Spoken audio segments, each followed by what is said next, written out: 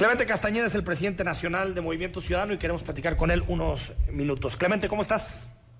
¿Qué tal, Enrique? Muy buenas noches para ti y para todo tu auditorio. Gusto saludarte también, David. Saludos, Clemente.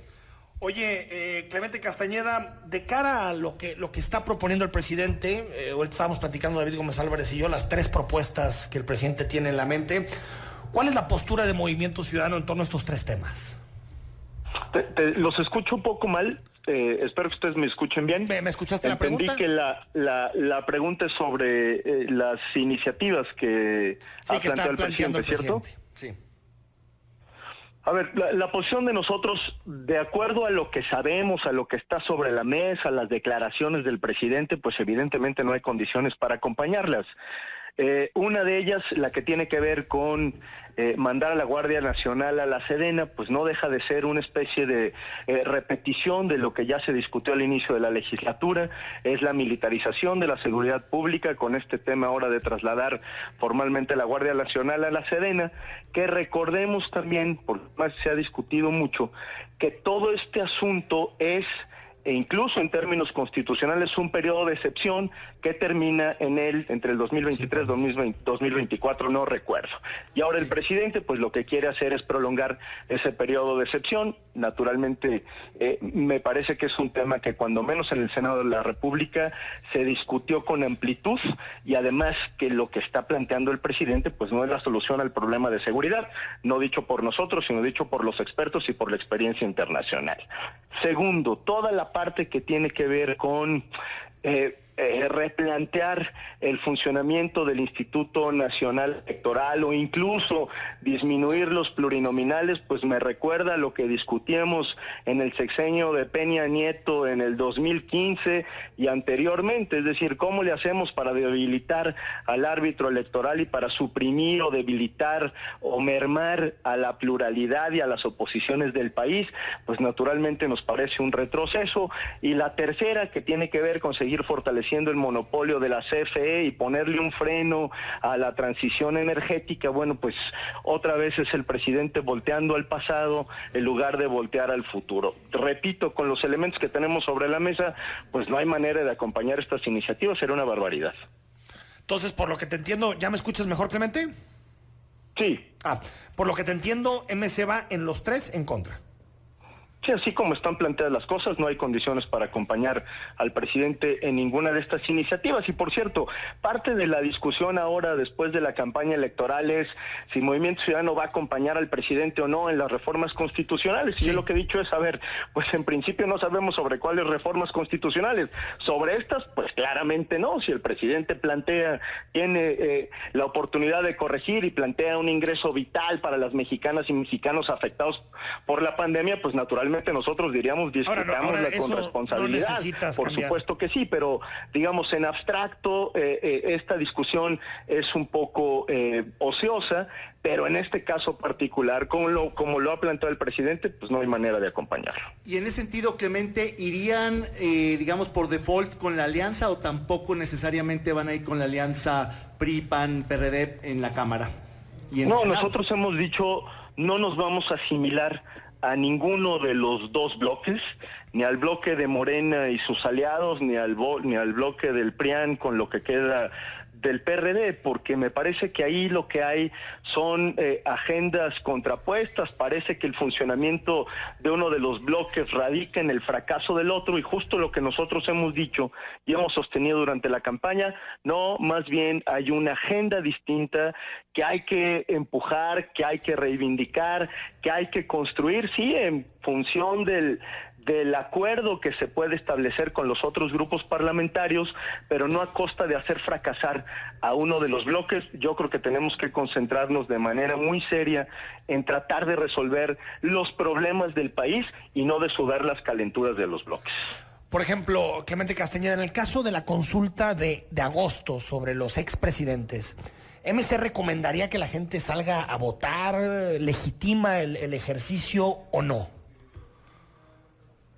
Mira, Enrique, yo honestamente creo que es una consulta que no tiene ni pies ni cabeza. Nosotros hemos estado a favor de la consulta, de la participación de la gente en la toma de decisiones, pero hacer una consulta sobre si la ley tiene que aplicarse o no en este país me parece ocioso, me parece un desperdicio de dinero, me parece que lo único que está haciendo el presidente es campaña política con un tema cuya respuesta, si la pregunta estuviera bien planteada, sería evidentemente sí, oigan, queremos que se juzgue a los expresidentes de la República si es que cometieron un ilícito, por supuesto que sí, por eso ni siquiera debería ser motivo de consulta. La aplicación de la ley, pues es una obligación de quienes tienen los instrumentos para que esto se pueda aplicar. No podríamos estar yendo a una consulta para un propósito que está previamente establecido. Yo,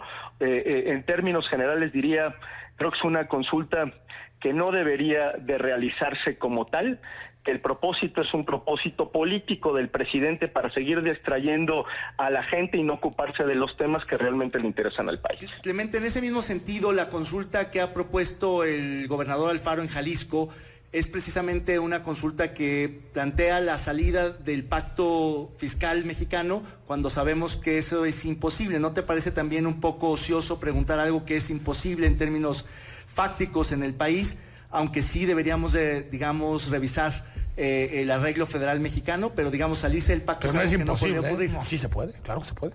No te escuché, Enrique. No, que decía David Gómez Álvarez sobre el asunto del pacto fiscal, que decía que es imposible salirse del pacto fiscal. No es imposible. Lo que es imposible es el pacto federal. Sí, a ver, yo creo que son dos cosas distintas. Claro que se tiene que rediscutir el pacto fiscal.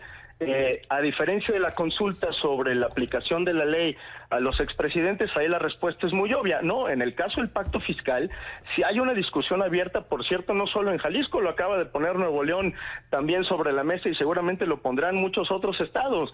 Es decir, ¿bajo qué condiciones se queda un estado en el pacto fiscal y cómo se replantea el pacto fiscal? Yo no creo que esa sea una consulta ociosa, al contrario, creo que es uno de los grandes temas pendientes otra vez para rediscutir el arreglo federal, pero el tema del pacto fiscal pues está en la mesa del debate público nacional y qué bueno que así sea.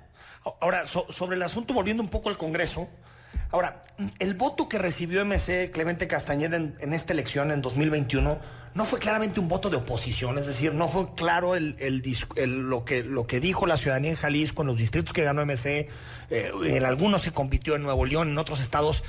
No fue digamos, un mensaje claro de, a ver, nosotros no queremos que acuerden determinadas cosas con el presidente. Dices el voto en Jalisco. El voto en general que recibió MC para federales, que la mayoría viene de Jalisco, fue un voto de oposición a López Obrador, ¿no? Sí, a ver, yo creo que una parte sí es un voto opositor a López Obrador, otra parte sí tiene que ver con que si algo generó Movimiento Ciudadano en esta elección fue una especie de identidad propia que no habíamos podido afianzar en elecciones anteriores. Creo que sí hay una agenda también por la que la gente votó, una posición política que no tiene que ver solamente con la oposición intransigente, diría yo, hasta cierto punto que plantearon el PRI, el PAN y el PRD.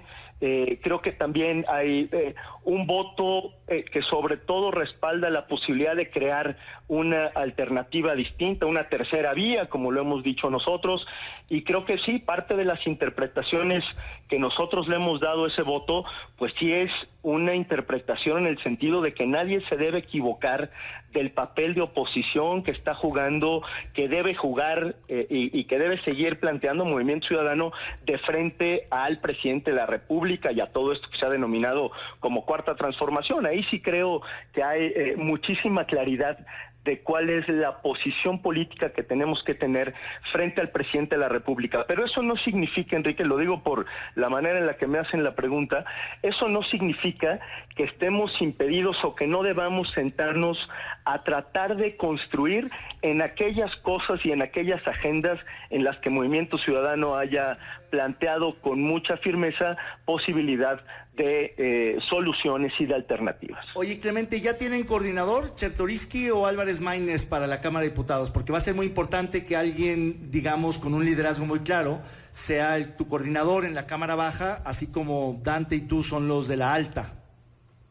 No, en realidad es que todavía no se ha tomado una decisión sobre quién coordinará al grupo parlamentario en la Cámara de Diputados. Lo estaremos resolviendo, no sé si de cara al Consejo Nacional que tendremos el día 5 de julio o quizá ya en una fecha posterior antes del inicio de la legislatura, pero hay tiempo suficiente para eso. Lo que sí les puedo decir es que quien vaya a asumir la posición de coordinador o de coordinadora, pues será alguien que no solamente tenga conocimiento del manejo de la Cámara de Diputados, sino que comparta ampliamente la posición política que ha planteado el Movimiento Ciudadano en esta elección. Clemente Castañeda, como siempre, te agradezco y hablamos pronto.